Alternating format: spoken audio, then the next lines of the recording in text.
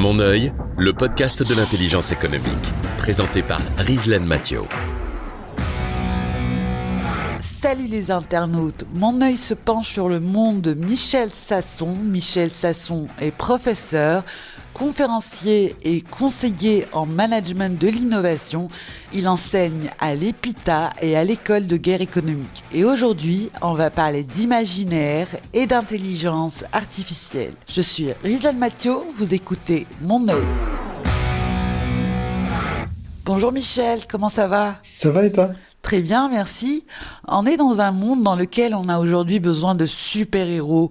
Regarde le succès au cinéma des films Marvel ou DC. Regarde l'impact que peuvent avoir aujourd'hui les princesses Disney ou les héros de jeux vidéo comme Sonic ou Mario. Ça pose la question de notre imaginaire. On est happé par la réalité au quotidien, par tout ce qui se passe autour de nous. Mais vers quel imaginaire va-t-on ? Je crois que les humains ne se nourrissent pas que d'eau et de nourriture, et ils se nourrissent aussi de récits. Et nous sommes des êtres sociaux, ce que disait en tout cas Aristote, et on parle et on habite dans l'imaginaire autant que dans le réel. Je suis pas sûr qu'il y ait une totale différence entre ce que je suis et ce que je suis pas. Un exemple, c'est quand je me présente, et quand je dis par exemple que je suis français, j'ai des papiers qui disent que je suis français, j'ai fait des études en France, je suis né en France, je suis français, j'ai pas de souci avec ça. Mais qu'est-ce que ça représente exactement ? La France, c'est aussi la Réunion, c'est aussi la Bretagne. Il y a des endroits de France où je suis jamais allé. Est-ce que je suis porteur de tout ça ? Non, je suis porteur d'une idée en tant que Français. Donc ces histoires de héros et d'héroïnes, moi j'y réfléchis. Je crois que ce qui est intéressant, c'est pas tellement de les regarder en arrière, mais vraiment de rentrer dedans. C'est-à-dire de dire, mais quelles sont les histoires qu'on nous racontons et qu'est-ce qu'elles disent, ces histoires de nous ? Donc on va commencer par les femmes, si tu veux bien. Ces histoires de princesses sont abominables. C'est des histoires vraiment, mais c'est horrible. C'est que des histoires de je suis bloqué dans un château, je suis toute seule, j'ai des parents j'attends, et un jour un homme vient et il me libère pour me mettre dans un autre château. C'est vraiment un truc qui fait pas rêver. Enfin, je veux dire, c'est une espèce de dépendance infinie. Un homme doit venir et tout ça. Et ce qui est très étrange, c'est que les femmes que je connais encore aujourd'hui, il y en a plein qui sont encore structurées dans leur relation amoureuse autour de cet imaginaire-là. Et finalement, un imaginaire de il faudrait qu'il y ait un homme qui, et pas je vais. C'est quand même très étrange. Donc ces imaginaires, nous habitons, à un moment donné, il nous faut des modèles. Par exemple, pour vivre en couple, il nous faut bien un modèle, on n'existe pas juste comme ça. Donc il y a des gens qui ont des modèles traditionnels, qu'ils ont vu leurs parents, leurs grands-parents, on leur a raconté un certain nombre d'histoires. Ils étayent sur la religion, ou ils étayent sur l'histoire, ou ils étayent sur autre chose. Mais il faut bien étayer sur quelque chose. C'est difficile d'être soi-même tout le temps en espèce de réalité. C'est juste pas possible. On habite dans le symbolique. On habite dans l'échange, on habite dans la discussion. Donc cet imaginaire est très très faible. Et moi j'ai une fille et l'imaginaire des princesses, Berk, quoi. Enfin, je veux dire, c'était pas celui c'était pas celui dans lequel elle a grandi. Et je me rappelle avoir offert une très jolie BD qui parlait d'une princesse rebelle qui finalement partait avec le dragon parce que les histoires de château c'était emmerdant. Et c'est pas complètement bête. Sur les héros, je pense que ça vaut vraiment la peine de faire l'anthropologie des héros que dans lesquels nous nous reconnaissons. Par exemple, je me suis beaucoup intéressé à la question pourquoi est-ce que Marvel, donc tous les super-héros à la Marvel, donc ça va de Captain America et tous les autres, pourquoi est-ce qu'ils marchaient mieux que les héros de Detective Comics d'ici, donc ça c'est Batman et Superman. Et en fait, ils racontent deux histoires différentes. Les héros Batman, Superman et tous leurs copains, ils disent combien il est difficile d'être fort, d'être responsable. Ils ont tous en commun, alors tous les héros ont en commun de ne pas avoir de père. C'est un truc quand même très très étrange. Il n'y a pas de filiation dans l'univers des héros. Et donc le père de Superman est mort, le père de Batman est mort, les parents de Spider-Man sont morts, les parents de Hulk, je sais pas si on les a jamais connus. Enfin, en gros, ils sont toujours une nouvelle génération. Ils racontent quelque chose de cet ordre-là. Et donc les héros de la franchise DC, donc je reprends Batman et Superman par exemple, ils ont des très grands pouvoirs. Superman a des pouvoirs parce que il vient d'une autre planète, et Batman parce qu'il fait de l'exercice et qu'il est riche, globalement pour faire simple. Et la question, c'est qu'est-ce que je vais faire de ces pouvoirs dans un fond un peu sombre. Il y a quelque chose d'un peu sombre dans la façon de le vivre. Et donc, c'est la question de la responsabilité, de la liberté qui se joue globalement dans ces histoires.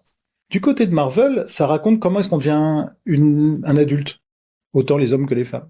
Et donc, c'est des histoires qui sont beaucoup plus pour les adolescents que pour les adultes, ou que pour les enfants. Les enfants se projettent en tant qu'adultes, alors que les adolescents se demandent comment on devient, comment est-ce que ça fonctionne.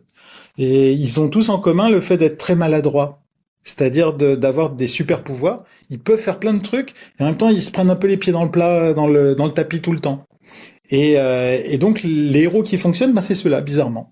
C'est ceux qui nous expliquent comment est-ce qu'on pourrait peut-être devenir des adultes, ou comment, en tout cas, on peut traverser l'adolescence. C'est ceux qui ont beaucoup, beaucoup mieux fonctionné, et comment est-ce que je peux transformer un potentiel en une réalité. C'est intéressant. Enfin, je veux dire, en soi, c'est intéressant. Et les autres héros, en gros, si je regarde l'ensemble du cinéma américain depuis les années 80, c'est à peu près toujours la même histoire qui est racontée. On dit que c'est l'histoire du chat. Et donc, la narration est à peu près la même. Mais ce qui est intéressant, si on va vers le héros, masculin en tout cas, c'est toujours le même. Il a du mal à parler, il a des vieilles blessures, et il arrive pas à raconter son histoire, il arrive pas à s'exprimer, il arrive pas à être humain, il peut pas pleurer, tout ça.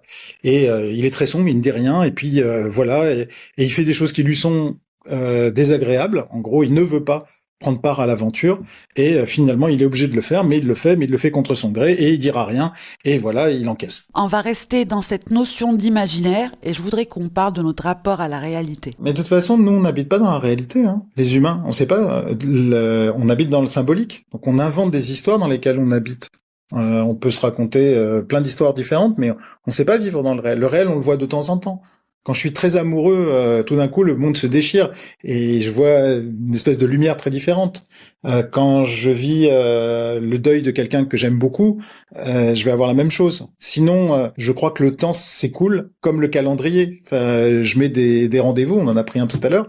Je mets des rendez-vous et finalement la montre laisse à croire que le temps c'est ça. Mais quand je suis très malade, quand je suis très heureux, quand il se passe quelque chose d'exceptionnel, je me rends compte que c'est pas de la réalité. Il passe pas comme ça le temps. Mais la réalité actuellement, c'est que tout le monde est sur son téléphone portable. Ça dit quoi de notre rapport à la réalité ? Au départ, c'était de la science-fiction quand j'étais petit.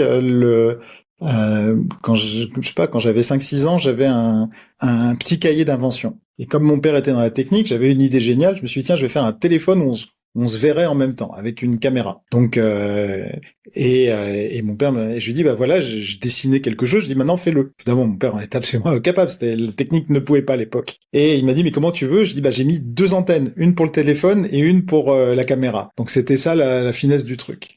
C'était de la science-fiction. Là, encore une fois, à chaque fois qu'on découvre quelque chose, on se jette dedans, et puis on parcourt, et puis à un moment donné, on en fait autre chose, on change. Encore une fois, on a beaucoup de discours sur les jeunes et leur téléphone, et les écrans en général. J'ai pas le sentiment que les adultes soient très différents. Enfin, j'ai le sentiment que c'est exactement la même histoire. Et surtout, ce qui est intéressant, c'est de voir qu'est-ce que les gens en font. Et donc, si je regarde de l'extérieur, je suis dans le métro, je suis sur une terrasse de café, oui, il y a beaucoup de gens. La plupart des gens se retrouvent avec un téléphone en main. La vraie question, c'est de savoir, ils font quoi, en fait ? Qu'est-ce qui se passe ? Ils sont en train de se cultiver ? Ils sont en train d'échanger ? Je sais pas. Ils sont en train de travailler ? Peut-être. Et c'est très étrange, quand même, comme question de dire, tiens, je prends ça de l'extérieur. C'est quoi, ça, en fait ? Et c'est sûr que vu de loin, ils sont tous en train de faire la même chose, mais le sont-ils ? Je suis pas très sûr. Et ce que je sais, c'est qu'à chaque fois qu'il y a eu une nouvelle technologie, on a eu le même discours.